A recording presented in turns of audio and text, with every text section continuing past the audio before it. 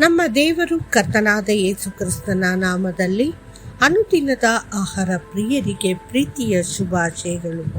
2025 September ತಿಂಗಳ 17ನೇ ತಾರೀಕಿನ ಬುಧವಾರದ ದೇವರ ವಾಕ್ಯವು ಆತ್ಮವನ್ನು ನಂದಿಸಬೇಡಿರಿ. 1 ಥೆಸಲೋನಿಕದವರಿಗೆ 5:19. ದೇವರು ಮಾನವ ಕುಲಕ್ಕೆ ನೀಡಿರುವ ಎಲ್ಲ ಉಡುಗೊರೆಗಳಲ್ಲಿ ಪವಿತ್ರಾತ್ಮವು ಅತ್ಯಂತ ಶ್ರೇಷ್ಠವಾಗಿದೆ. ನಮ್ಮ ಐಹಿಕ ಪಾತ್ರೆಗಳಲ್ಲಿ, ನಮ್ಮ ದೇಹಗಳಲ್ಲಿ ನಾವು ಈ ಅಮೂಲ್ಯವಾದ ನಿಧಿಯನ್ನು ಪಡೆದಿದ್ದೇವೆ. ಆತ್ಮವನ್ನು ಪ್ರಚೋದಿಸಲು ಕರ್ತನು ನಮಗೆ ಸಲಹೆ ನೀಡುತ್ತಾನೆ, ಆದರೆ ಆತ್ಮವನ್ನು ನಂದಿಸಬೇಡಿ ಎಂದು ಅವನು ನಮಗೆ ಎಚ್ಚರಿಸುತ್ತಾನೆ. ಪವಿತ್ರಾತ್ಮನು ನಮ್ಮೊಳಗೆ ಉರಿಯುವ ಬೆಂಕಿಯಂತಿದ್ದಾನೆ. ನಾವು ಪ್ರಾರ್ಥಿಸಿ ಸ್ತುತಿಸಿದಾಗ ಆ ಬೆಂಕಿಯು ಪ್ರಕಾಶಮಾನವಾಗಿ ಉರಿಯುತ್ತದೆ ಮತ್ತು ಪವಿತ್ರಾತ್ಮನ ವರಗಳು ಶಕ್ತಿಯುತವಾಗಿ ಕಾರ್ಯನಿರ್ವಹಿಸುತ್ತದೆ. ಆದರೆ ನಾವು ಪವಿತ್ರಾತ್ಮನನ್ನು ದುಃಖಿಸಿದಾಗ ಆ ಬೆಂಕಿಯು ನಂದಿಸಲ್ಪಡುತ್ತದೆ. ಸೀಮೆಎಣ್ಣೆ ದೀಪದ ಬಗ್ಗೆ ಯೋಚಿಸಿ. ದೀಪದಲ್ಲಿ ಎಣ್ಣೆ ಖಾಲಿಯಾದರೆ ಅಥವಾ ಎಣ್ಣೆ ಮತ್ತು ಬತ್ತಿಯ ನಡುವೆ ಸರಿಯಾದ ಸಂಪರ್ಕವಿಲ್ಲದಿದ್ದರೆ ಅಥವಾ ಮಳೆ ಗಾಳಿ ಬೀಸುವ ಸ್ಥಳದಲ್ಲಿ ಇಟ್ಟರೆ ಜ್ವಾಲೆಯು ಹಾರಿಹೋಗುತ್ತದೆ.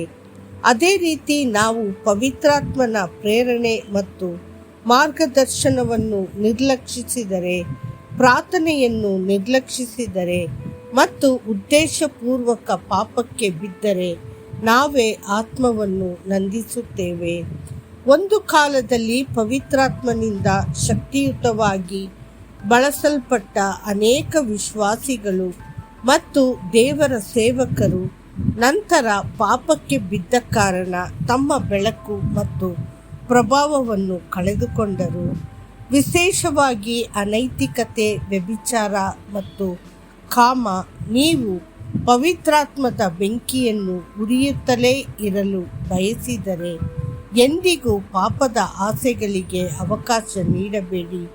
ನಿಮ್ಮ ದೇಹವನ್ನು ಪವಿತ್ರಾತ್ಮದ ದೇವಾಲಯವನ್ನು ಪವಿತ್ರವಾಗಿ ಮತ್ತು ಎಚ್ಚರಿಕೆಯಿಂದ ಶಿಸ್ತಿನಲ್ಲಿ ಇರಿಸಿ. ಸತ್ಯವೇದವು ಎಚ್ಚರಿಸುತ್ತದೆ, ದೇವರು ನಮ್ಮನ್ನು ಅಶುದ್ಧತೆಗೆ ಅಲ್ಲ, ಪವಿತ್ರತೆಗೆ ಕರೆದನು. ಆದ್ದರಿಂದ ಇದನ್ನು ತಿರಸ್ಕರಿಸುವವನು ಮನುಷ್ಯನನ್ನು ಅಲ್ಲ, ದೇವರನ್ನು ತಿರಸ್ಕರಿಸುತ್ತಾನೆ. ಆತನು ನಮಗೆ ತನ್ನ ಪವಿತ್ರಾತ್ಮವನ್ನು ಸಹ ದಯಪಾಲಿಸಿದ್ದಾನೆ. 1 ಥೆಸಲೋನಿಕ 4:7-8. ಕರ್ತನನ್ನು ಆಳವಾಗಿ ಪ್ರೀತಿಸಿದ ದಾವೀದನ ಜೀವನದಲ್ಲಿ ಕಾಮವು ಸದ್ದಿಲ್ಲದೆ ನುಸುಳಿತು.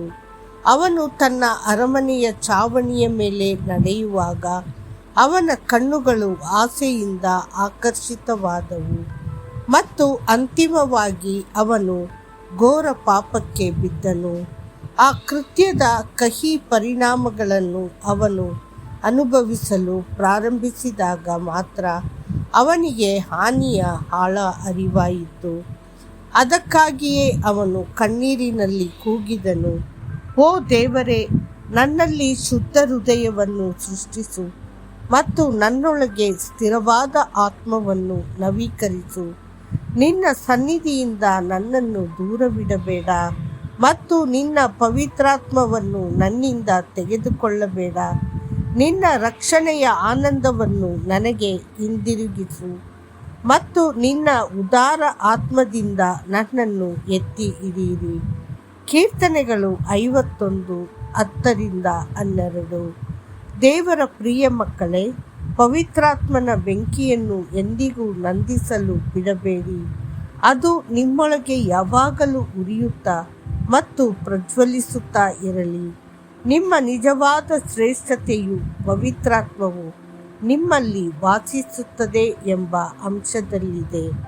ಮತ್ತಷ್ಟು ಹೆಚ್ಚಿನ ಧ್ಯಾನಕ್ಕಾಗಿ ವಚನ ಶ್ರದ್ಧೆಯಲ್ಲಿ ಹಿಂದುಳಿಯದೆ ಆತ್ಮದಲ್ಲಿ ಉತ್ಸುಕನಾಗಿ ಕರ್ತನ ಸೇವೆಯನ್ನು ಮಾಡಿರಿ.